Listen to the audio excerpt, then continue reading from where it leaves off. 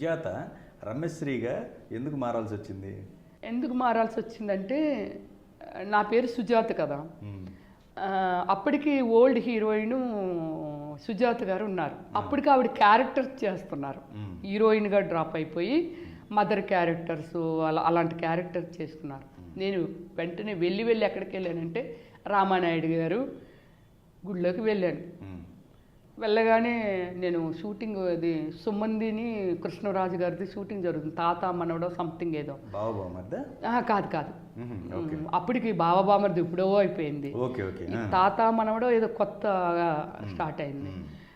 అప్పుడు నేను కొంచెం గ్లామరిష్గా ఉంటాను కదా. రాజా అని ప్రజెంట్ ఇప్పుడు కూడా తను ఎగ్జిక్యూటివ్గా ఉన్నాడు సురేష్ ప్రొడక్షన్లోనే. తను ఎందుకో బయటికి వస్తున్నాడు కారులో. కొంచెం అందంగా ఉంటాను కాబట్టి వెంటనే ఐడెంటిఫై చేసి ఎవరండి, నాతో పాటు వెనకాతలు ఒక 50 మంది ఆ గేటు దగ్గర కాపలా కాసుకొని ఉన్నారు. నన్ను అడిగారు. అడిగితే నా పేరు సుజాత అండి, మా ఊరు వైజాగ్ నుంచి వచ్చానండి. ఎందుకు వచ్చాం? రామానాయుడు గారిని కలవాలండి. ఓహో పంపించండి రా అనేసేమో గేటు వాళ్ళతో చెప్తే పంపించారు.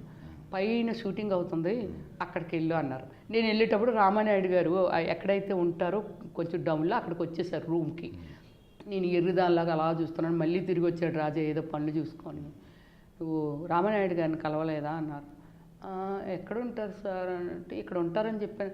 సార్ లేరట్ సార్ అన్న. కిందకి వెళ్తారు అన్నారు. సార్ నాకు తెలియదు కదా సార్ అన్న. సరే ఇప్పుడు భోజనానికి వెళ్ళిపోయారు అన్నారు. లంచ్కి ఇంటికి వెళ్ళిపోయారు. మళ్ళీ 4కి వస్తారు. షూటింగ్ కంటిన్యూ అవుతుంది. అక్కడే భోజనం పెట్టించాడు. నన్ను తీసుకొచ్చిన బండి మీద వ్యక్తి గేటు బయటనే అలా కాస్తున్నాడు. ఫోన్ లేవు కానీ ఆయన ఓపికకి జోహర్ అనుకోవాలి. షూటింగ్ చూస్తున్నాను అలాగా. ఏం చేద్దామని వచ్చావు అని అన్నాడు. హీరోయిన్ చేద్దామని వచ్చాను అని అలా చెప్తున్నాను నేను. ఓహో బాగున్నావులే, అవుతావులే హీరోయిన్వి అని అలా చెప్పారు ఆయన. సో ఒక సినిమా షూటింగ్ చూసాను. రామానాయుడు గారు వచ్చారు. అతనే దగ్గరుండి కింద తీసుకొచ్చి సార్ వైజాగ్ అంటే సార్ ఈ అమ్మాయి ఏదో సినిమాల్లో చేద్దాం ఇంట్రెస్ట్ ఉందట అని చెప్పారు. ఏమ్మా ఇంతకుముందు ఏమైనా ఏంటి నాటకాలు అలాంటివి ఏమైనా చేసావా అని అడిగారు. అన్నిటికీ నాది ఆన్సర్ లేదు అన్న. పోనీ ఏమైనా ఫోటోలు అవి తీసుకొచ్చావా అన్నారు. మరి ఏమి రాకుండా సినిమాల్లో ఎలా చేద్దామని వచ్చావు అన్నారు. ఏమో సార్ అని ఎర్రముఖం పెట్టి చూశాను. ఓకే వైజాగ్ నుంచి ఎవరు కుటుంబం అమ్మ నువ్వు అని మామూలు క్యాజువల్గా అడుగుతారు కదా. మాకు రామానాయుడు డిస్ట్రిబ్యూషన్ ఆఫీస్ అది ఉందండి మాది. ఇలా దేముడు బాబు గారండి, దేముడి నాయుడు అనేసి వాళ్ళ అమ్మాయినండి, మా బంగారం షాప్లో అయ్యానండి. మంచి కుటుంబం నుంచి వచ్చావమ్మ, టికెట్ వేస్తాను వెళ్ళిపోయానికి, నువ్వు అనుకున్నంత హీరోయిన్ ఏమైపోవు వెళ్ళు అన్నారు. సార్ నేను వెళ్ళను సార్ అన్నా. లేదమ్మా అలాగైతే అలాగా నీకేమీ రాదు, అన్నీ నేర్చుకొని వచ్చేస్తున్నారు, ఇదివరకు రోజులు కాదు వెళ్ళిపో అన్నారు. నేను వెళ్ళను సార్ అన్నా. ఆయన బెల్ల కొడితే అక్కడ ఫోన్ ఆపరేటింగ్ ఎవరో లేడీ ఉంది, వచ్చింది. అమ్మ రాజాకి అప్పచెప్పు, నేను చెప్పానని చెప్పు, ముప్పలేని శివ గారు సినిమా ఏదో తీయబోతున్నాడు అక్కడ తీసుకెళ్ళి కొంచెం పిల్లని అప్పచెప్పమను అని చెప్పానమ్మా వెళ్ళు అన్నారు రామానాయుడు గారు. అప్పుడు నన్ను కారులో కూర్చోబెట్టి ఇప్పుడు జర్నలిస్ట్ కాలనీలో ఆఫీసు నన్ను పంపించారు. అదే సుజాత రమేశ్వరి ఎలా మారారంటే రామానాయుడు గారు. రామానాయుడు గారు తర్వాత మళ్ళీ వెళ్ళాను, అదే చెప్తున్నాను. రామానాయుడు గారి దగ్గరికి మళ్ళీ కలుద్దామని వెళ్ళాను, పరిచయం అయ్యింది కదా, వీళ్ళ ఇంటి దగ్గర నుంచి మళ్ళీ వెళ్తే ఏంటి మా వాడు ఓకే చేశాడా, మరి వెళ్ళి కలవాలి కదా, శివ ఓకే చేశాడమ్మా అది ఇదంటే సార్ మంచి క్యారెక్టర్ ఇస్తాను అన్నారు సార్ నాకు అనేసేమో అన్నాను అనమాట. అంటే ఆడిషన్ జరిగిందా అన్నారు. నాకు అర్థం అవ్వలేదు ఆడిషన్ అంటే. అంటే ఇలా చూస్తున్నాను, యాక్ట్ చేయించారని నీతో ఏమైనా అన్నారు. చేయించారు సార్ అన్న. చేసావా అన్న. చేశాను అన్న. అంటే సరే అమ్మా నీ పేరు సుజాత అంటున్నావు కదా, నేను ఒక పేరు చెప్తాను పెట్టుకుంటావా అన్నారు. సార్ అంతకంటేనే సార్ అన్న. అంటే సుజాత అనేది పాత మా హీరోయిన్, ఇప్పుడు మా దానిలో చేస్తుంది క్యారెక్టర్లు అవి ఎక్కువ.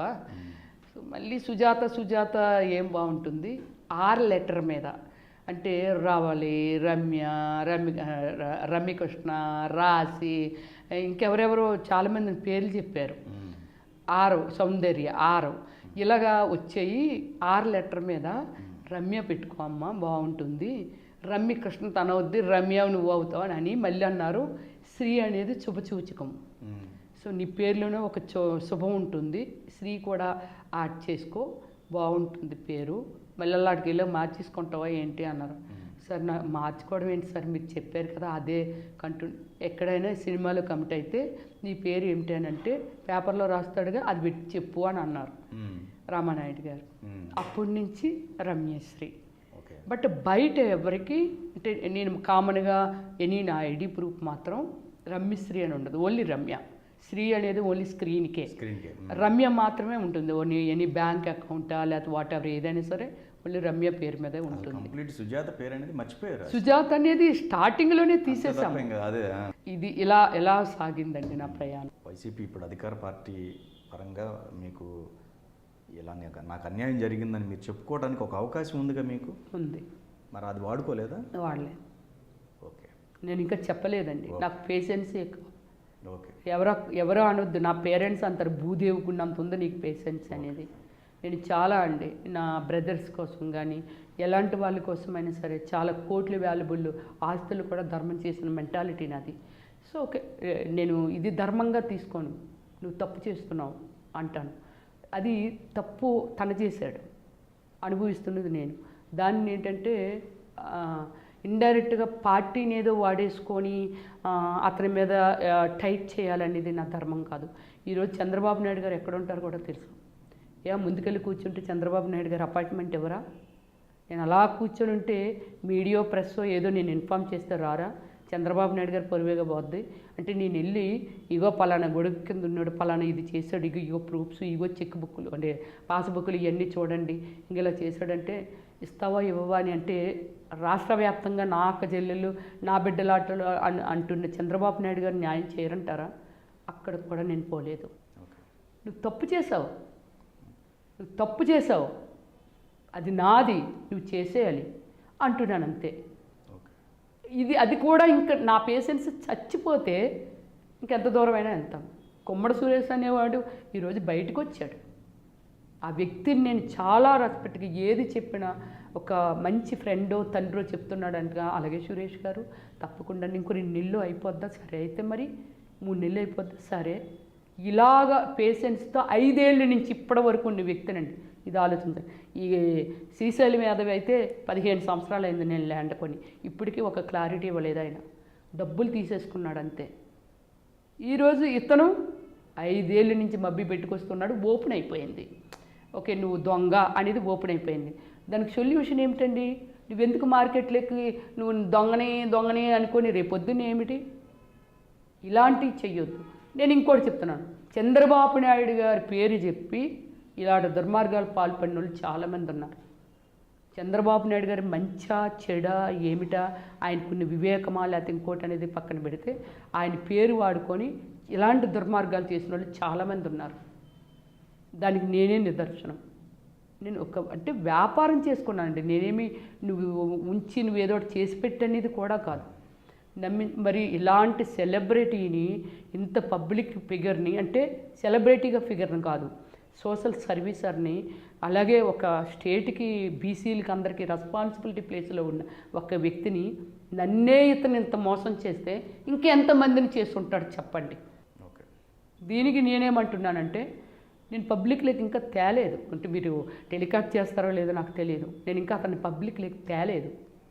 నేను తెస్తే నీ పొజిషన్ ఏంటి? 1000 కోట్లు నీ వెంటికితో సమానం. బట్ నేను డబ్బులు వసూలు చేసేసుకోగలను, కానీ నువ్వు తర్వాత నీ లైఫ్ ఏంటి, నీ పిల్లల లైఫ్ ఏంటి? దొంగ వ్యాపారం ఇద్దరం కలిసి చేసామా, పోయిందా, ఓకే నో ప్రాబ్లం. అయ్యో మన అదృష్టం బాగాలేదు, బిజినెస్ చేసాం, పోయిందంట, ఈజ్ ఓకే. మనం కలిసి బిజినెస్ చేయలేదు. నువ్వు నన్ను స్టార్టింగ్ నుంచి చాలా తెలివిగా ట్రాప్ చేసి ఇక్కడ భూమి ఓకే అమరావతిలో కొనుక్కున్నాం, ఇది తప్ప? లక్షల మంది కొన్నారు కదండి అమరావతిలో, అది తప్పు కాదు. ఎందుకని? మన ఆంధ్ర ఒక ఫీలింగు, కొనుక్కున్నాం, వ్యాపారం. హైదరాబాద్లో కొనుక్కుంటున్నాం, ఎక్కడంటే అక్కడ కొనుక్కుంటాం, అలా కొనుక్కున్నాను. దానికి ఈయన ఇది మోసం అని తెలిసిపోయింది. తెలిసిపోయాక సరే నేను డబ్బులు ఇచ్చేస్తానండి అని అన్నావు అని మళ్ళీ ఇది సెకండ్ ఇయర్ రన్ అయిపోతుంది.